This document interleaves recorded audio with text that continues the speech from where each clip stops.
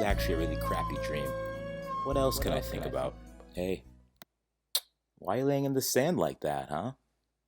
You must be tired. It's a lot of hair in your face, you know. Hey, you know what gets sand off? My wife, nobody told me that baby powder gets sand off of your body. And I have a lot back at my place. I was just kind of wondering. Oh no, no, no, no, no, no, no, no, no, no, no, no, no, no, no. Daddy, wake up! Daddy, wake up! Daddy, wake up! Daddy, wake up! Daddy, wake up! Daddy, wake up! Daddy, wake up! Daddy, wake up! Daddy, wake up! Daddy, wake up! Daddy, wake up! Okay. I'm up. Yeah, guys, it was a joke. The car didn't really burn down. You know what? Why do you guys get to have all the fun? All right? Listen, I'm black. All right? And black people live to about 60 years old, tops. I'm past midlife, all right? Let me have some fun with the time that I have left. All right?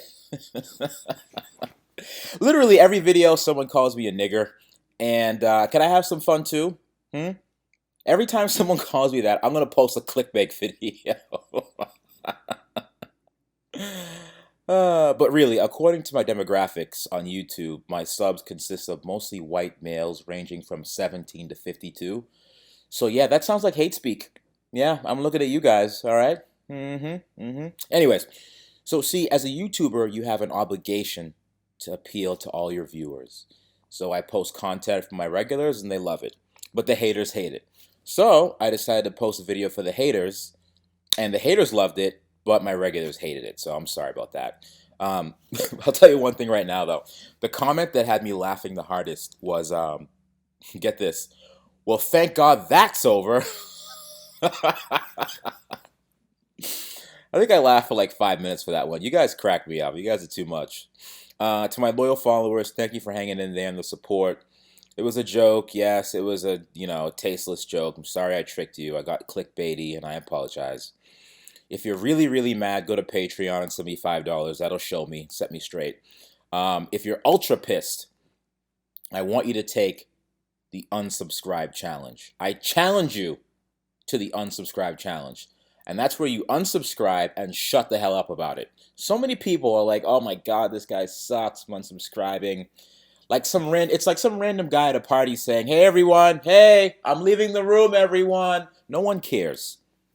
All right, who is this guy? No one cares. Just unsubscribe and shut up about it. All right, so the reason for that video was that I had extra footage from a fire salvage car that I picked up that I didn't tell anyone about. And the other night, I had an actual dream that Dolores actually caught fire. So I'm like, I have footage, so I may as well be a jerk and trick everyone. By the way, I'm writing a book. It's How to Lose All of Your YouTube Subscribers in 3 Easy Steps, available on hardcover and digital format. All right, so this is another fire salvage car I picked up. I found this one for a really good deal, and I was hoping the battery would still be intact so I can take the modules out, but it's been over a year. The battery's still in, and I've done little to nothing with it. So the seats in this car were trash, but the airbags were good. And you know what's interesting is that I found the original for sale ad for this car, and it was freaking clean. All right? It had higher mileage, but, the pictures were very nice. This car was in very good shape, and it was well taken care of. Now, I'm wondering, was this an insurance job? I don't know. Did it just magically catch fire because it wasn't selling for a few months? Who knows?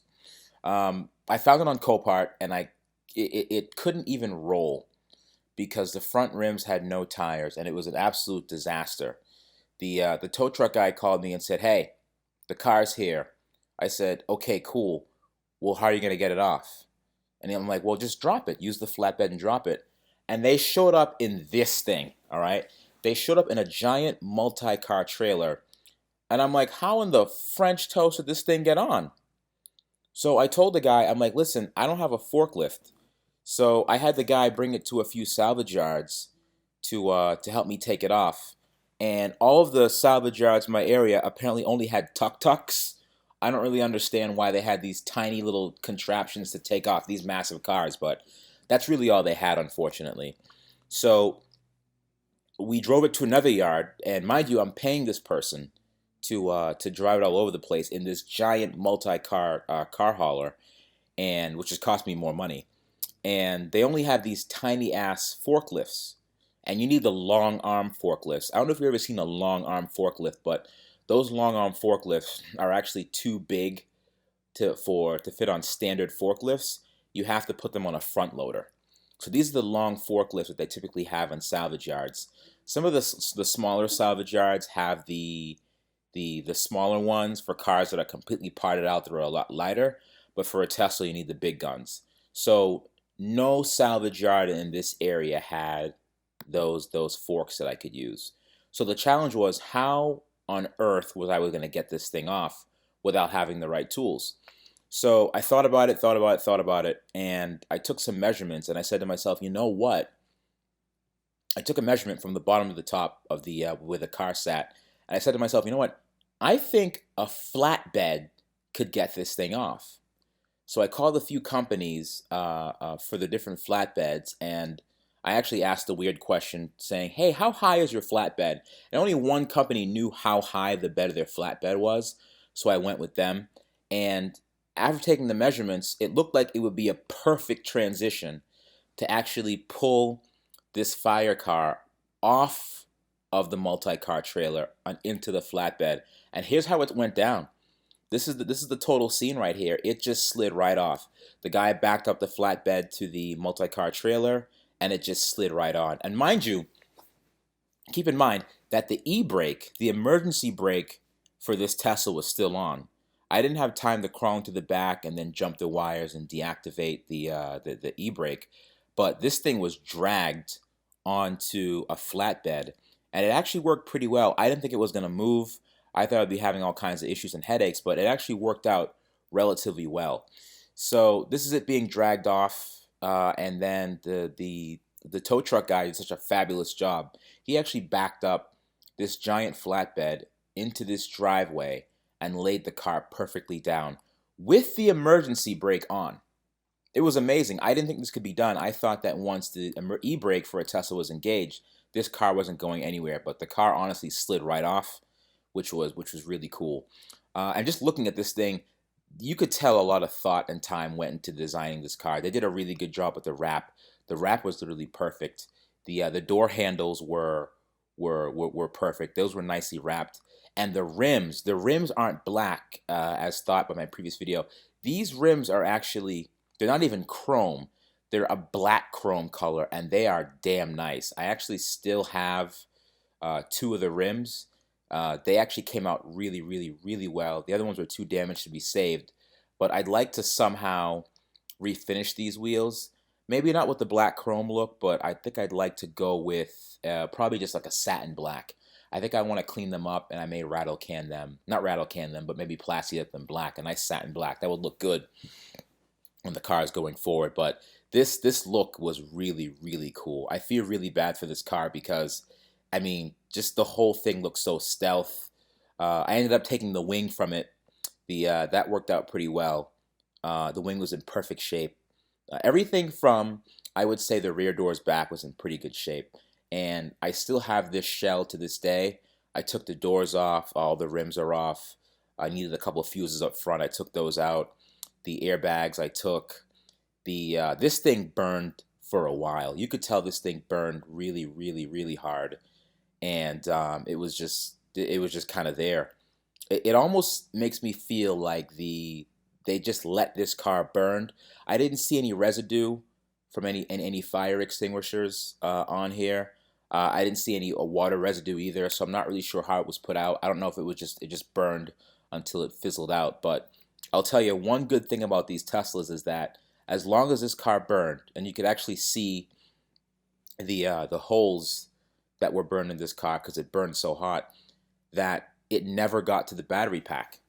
And as you can see in this video, this is like a fast forward of where things stand today, is that it never got to the battery pack.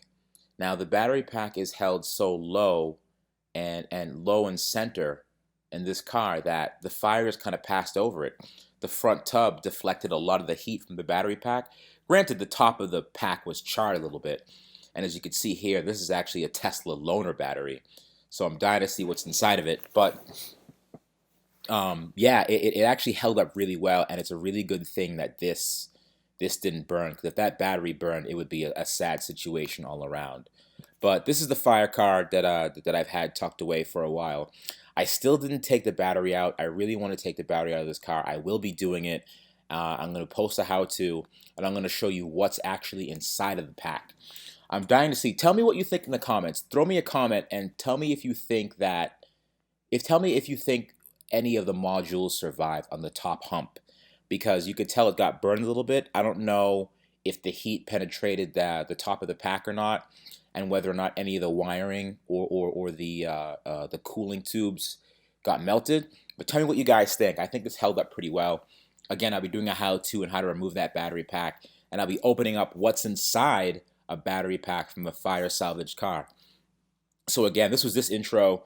I've been working on this car silently in the background. Didn't really post too much about it, but I've been working on it for quite some time now. The drive unit's gone. The rear hatch is gone. I sold that to a friend. The majority of the doors are gone. A lot of the stuff is gone. The interior is out. I took the chargers with me. The only real remaining piece of to this puzzle is the battery pack and these rear fenders. I'm also going to post a video of me cutting this shell in half and getting rid of the front half of it. But again, thanks for watching. The next update I do on this car specifically will be about me removing the pack.